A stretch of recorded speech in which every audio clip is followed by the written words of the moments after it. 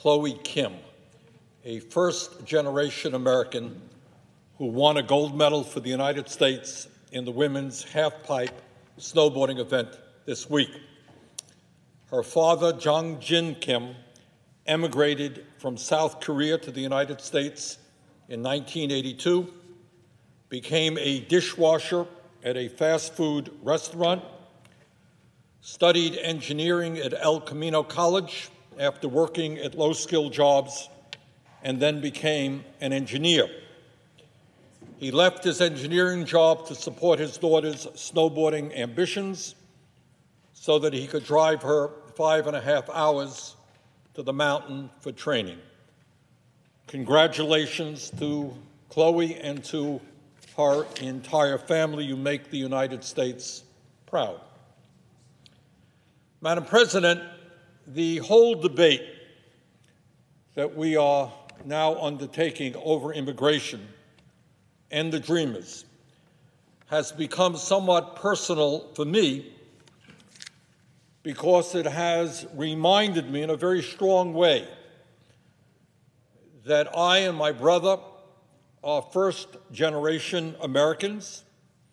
We are the sons of an immigrant who came to this country at the age of 17 without a nickel in his pocket, a young man who was a high school dropout, who did not know one word of English, and who had no particular trade. And a few years ago, my brother and I and our families went to the small town that he came from, and it just stunned me, the kind of courage that he showed and millions of other people showed, leaving their homeland to come to a very different world, without money in many cases, without knowledge of the language. Now, my father emigrated to this country because the town that he lived in Poland was incredibly poor. There was no economic opportunity for him. People there struggled to provide food, put food on the table for their families. Hunger was a real issue in that area.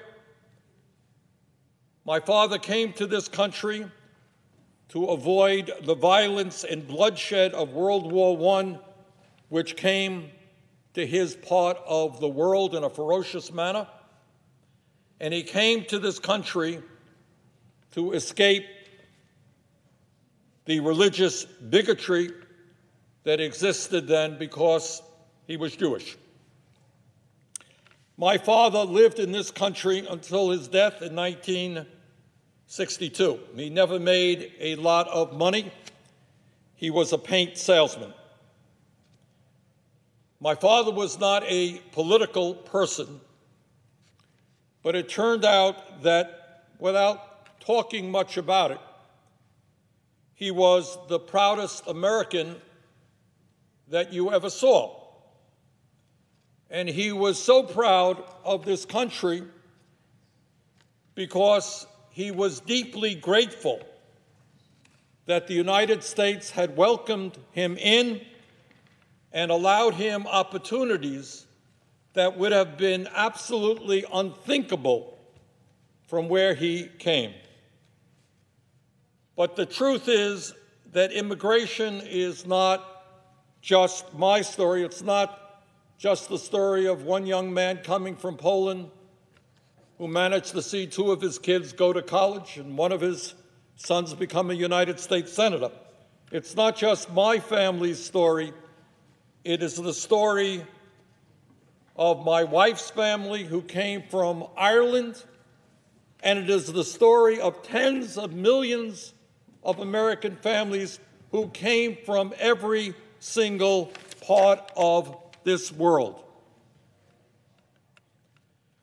Madam President, in September of 2017, President Trump precipitated the current crisis we are dealing with by revoking President Obama's DACA executive order. if President Trump believed that that executive order was unconstitutional and that it needed legislation, he could have come to Congress for a legislative solution without holding 800,000 young people hostage by revoking their DACA status. But President Trump chose not to do that. He chose to provoke the crisis that we are experiencing today, and that is a crisis we have to deal with, and here in the Senate, we have to deal with it now. And let us be very clear about the nature of this crisis, because some people say, well, it's really not imminent. It's not something we have to worry about now. Those people are wrong.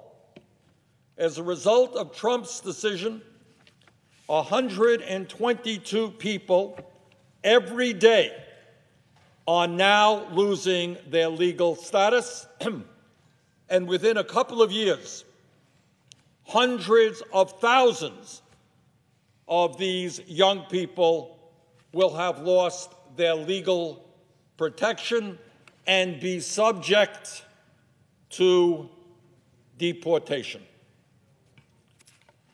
The situation we are in right now as a result of Trump's action means that if we do not immediately protect the legal status of some 800,000 dreamers, young people who were brought to this country at the age of 1 or 3 or 6, young people who have known no other home but the United States of America, let us be clear that if we do not act and act soon, these hundreds of thousands of young people could be subject to deportation. And that means they could be arrested outside of the home where they have lived for virtually their entire life and suddenly be placed in a jail. They could be pulled out of a classroom where they are teaching. And there are some 20,000 DACA recipients who are now teaching in schools all over this country.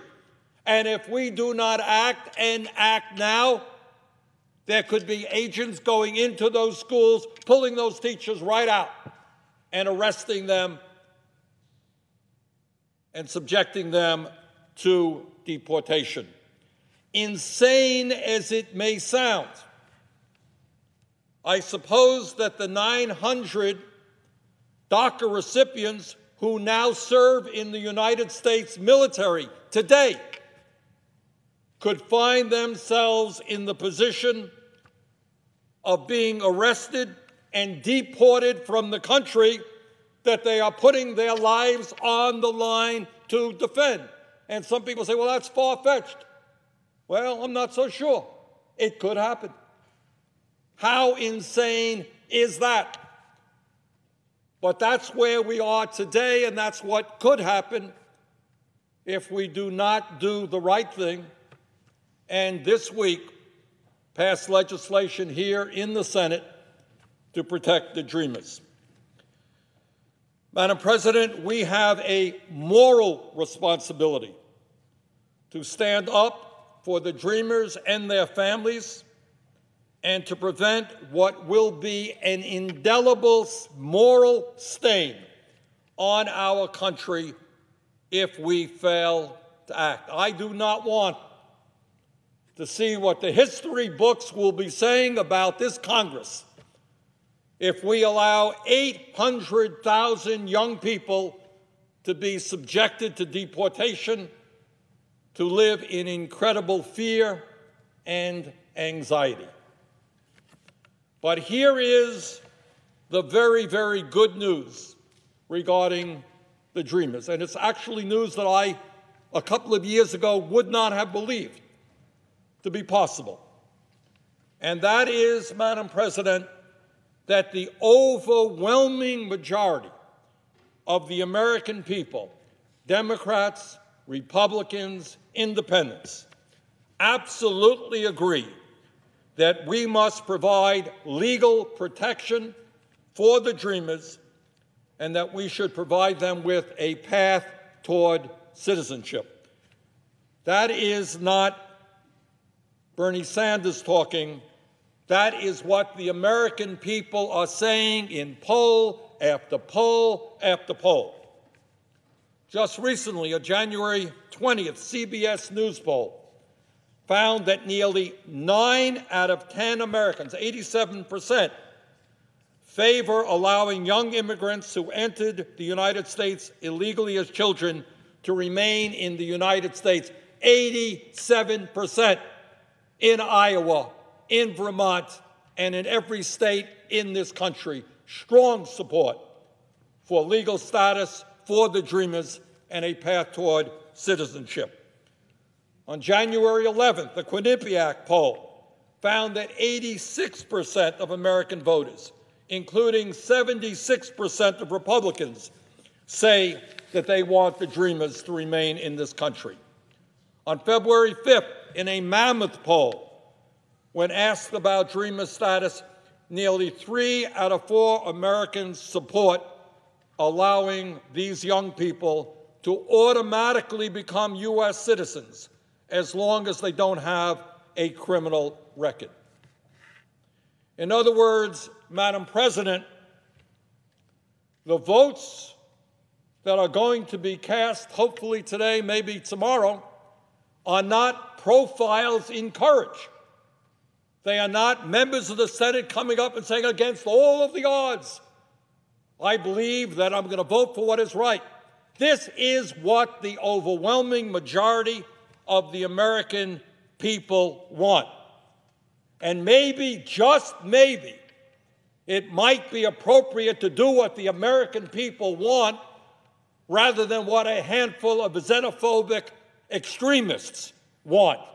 Maybe we should listen to the American people, Democrats, Republicans, and Independents, who understand that it would be a morally atrocious thing to allow these young people to be deported. When I think from a political perspective, about 80, 85, 90% of the American people supporting anything in a nation which is as divided as we are today, this is really extraordinary. You can't get 80% of the American people to agree on what their favorite ice cream is.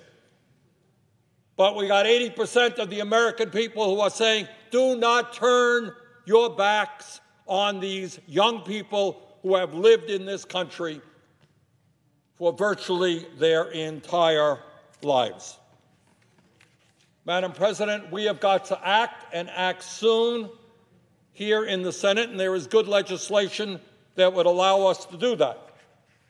And in the House, the good news is that there is now bipartisan legislation sponsored by Congressman Hurd and Congressman Aguila, which will provide protection for Dreamers and a path toward citizenship. And my understanding is that that bipartisan legislation now has majority support. And I urge in the strongest terms possible that Speaker Ryan allow democracy to prevail in the House. Allow the vote to take place. If you have a majority of members of the House in a bipartisan way who support legislation, allow that legislation to come to the floor, let the members vote their will, and if that occurs, I think the Dreamers legislation will prevail. Madam President, we all understand that there is a need for serious debate and legislation regarding comprehensive immigration reform. This is a difficult issue, an issue where there are differences of opinion, a whole lot of aspects to it. How do we provide a path toward citizenship for the 11 million people in this country who are currently undocumented, but who are working hard, who are raising their kids, who are obeying the law? What should the overall immigration policy of our country be? How many people should be allowed to enter this country every year? Where should they come from? All of this is very, very important and needs to be seriously debated. But, Madam President, that debate and that legislation is not going to be taking place in a 2-day period. It's going to need some serious time, some hearings, some committee work before the Congress is prepared to vote on comprehensive immigration reform, and it will not and cannot happen today or tomorrow or this week. Our focus now, as a result of Trump's decision in September, must be on protecting the Dreamers and their families and on the issue of border security. Madam President, or Mr. President, there will be important legislation coming to the floor of the Senate today or maybe tomorrow.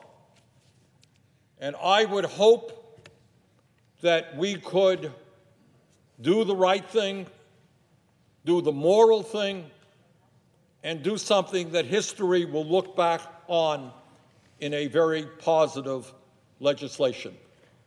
Let us go forward. Let us pass the Dreamers bill. Let us deal with border security. And then, in the near future, let us deal with comprehensive immigration reform. Thank you, and I yield the floor.